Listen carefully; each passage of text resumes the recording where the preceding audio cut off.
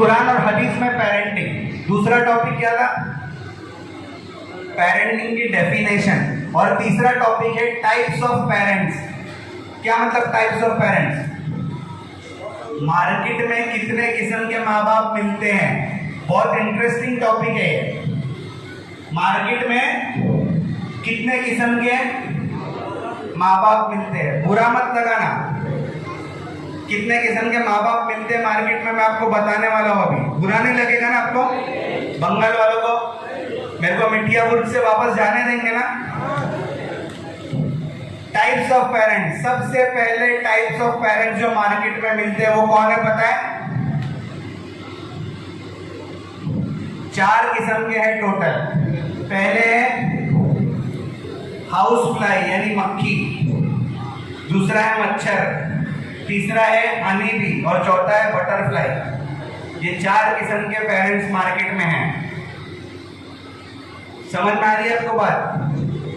अब आपको तय करना है आप कौन सी किस्म में आते हो। मैं नहीं बताऊंगा वरना आपको बुरा लगेगा। आपको हाँ बताओ, चलो भाई बोल रहे तो बता देता हूँ। आप खुद तय करना कि आप कौन सी किस्म में। सबसे पहले किस्म है हाउस फ्लाई। मालूम है किसको बोलते हैं? मैं दिखाता हूँ, घबराओ मत जी। क्या है ये?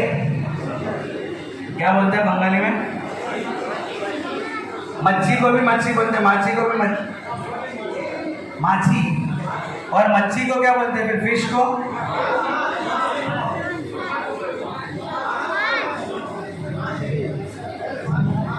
माछ यानी मछली, और ये इसमें माछी है, थोड़ा फर्क है। चलो, ये पहली किस्म के पेरेंट्स कौन है? बोलो ना जोर से। माछी। हाउस फ्लाई बोलते हैं इसको, और हम लोग बोलते हैं मच्छर।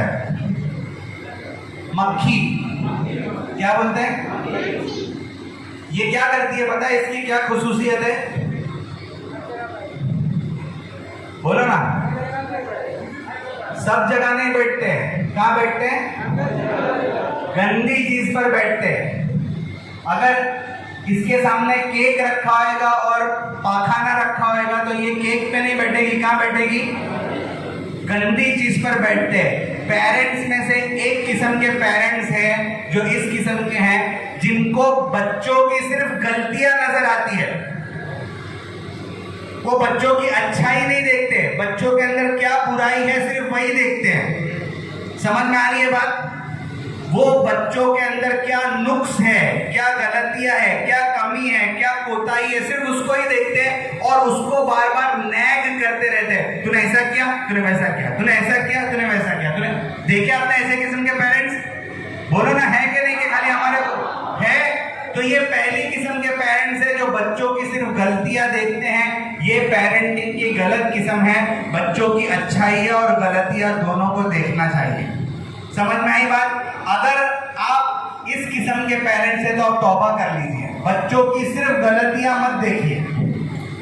गलतियों के साथ गलती करने की वजह क्या है इसके डेप्थ में जाने की कोशिश करिए। और गलतियों को बहुत सारी जगह पर जहां आप नजरअंदाज करते हैं उनको नजरअंदाज करते हुए उनकी अच्छाइयों को देखिए। ठीक है? और ये अल्लाह के रसूल का तरीका है। सहाबा जब ईमान कबूल कर रहे थे तो उनके अंदर कितनी गलतियां थी पता है आपको? थी ना? अल्लाह के रसूल ने एक एक अच्छाई को उभारा, उनको निखारा, उनको शाबाशी दी और उनकी गलतियों को फिर धीरे धीरे अल्लाह के रसूल ने इस्लाह किया। लेकिन बोलने का तरीका होता है, बोलने का तरीका होता है। बात गरचे बेसलीका हो कलीम, बहुत अच्छा शेर है। बात गरचे बेसलीका हो कलीम, बात करने का सलीका चाहिए। ठीक है? आप कोई बात उसको समझाने की कर रहे हैं लेकिन बात करने का तरीका गलत है तो वो नहीं लेगा, उसको बच्चा उसको एक्सेप्ट नहीं करेगा। आप इस तरीके से बात करिए कि उसको समझ में आए। तो पहली किस्म का पेरेंट कौन है? जो बच्चों की गलतियां देखते हैं। दूसरी किस्म क्या है?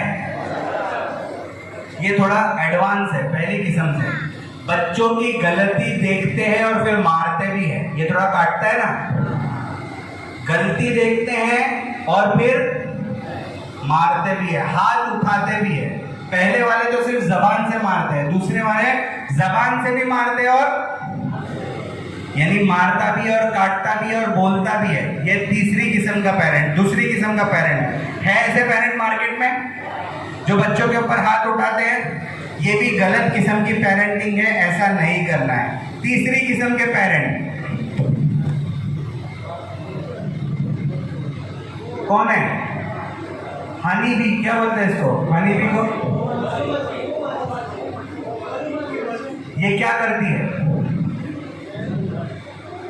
शहद भी देती है, लेकिन शहद देने के बाद जब कभी काटती है तो आगे पीछे का सब वसूल कर देती है ना? वो पेरेंट्स है जो बच्चे जो मांगते हैं उनको देते हैं, लेकिन वो देने के बाद ये सोचते हैं क्योंकि हमने उनको उनकी मांगी हुई चीज दी तो हम उनको जैसा चाहे वैसा ट्रीट कर सकते हैं, जब चाहे मार सकते हैं। ऐसे पेरेंट्स पहली दो किस्म के पेरेंट्स से ज्यादा खतरनाक हैं, क्योंकि ये लोग जब मारते हैं तो आगे पीछे का सब वसूल कर देते हैं। ये लोग बच्चों की मांगी हुई सब चीजें उनको प्रोवाइड करते हैं और प्रोवाइड करने के बाद ये सोचते हैं कि हमने जब बच्चों को ये चीजें प्रोवाइड की तो हम बच्चों को जैसा चाहे वैसा ट्रीट कर सकते हैं, जब चाहे तब मार सकते हैं। ये कौन है? तीसरी किस्म के पेरेंट्स। अब आप लोग कौन है वो आप लोगों को तय कर लेना, मैं नहीं बताता हूं, ठीक है? और चौथी किस्म के पेरेंट हैं बटरफ्लाई।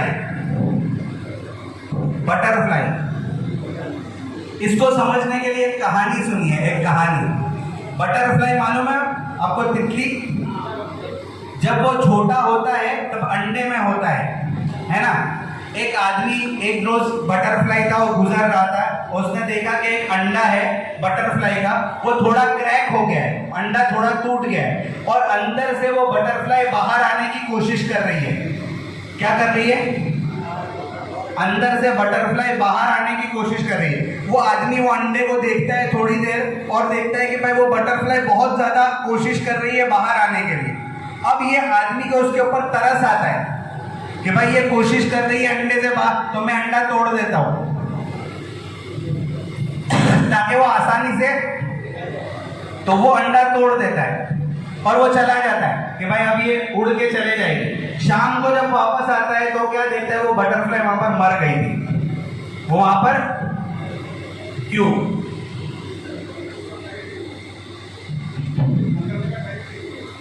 इस आदमी ने उसके साथ खैर खाई का मामला किया कि बदखाई का मामला किया? अच्छा किया कि बुरा किया? जाने अनजाने, जान कर किया या अनजाने में किया?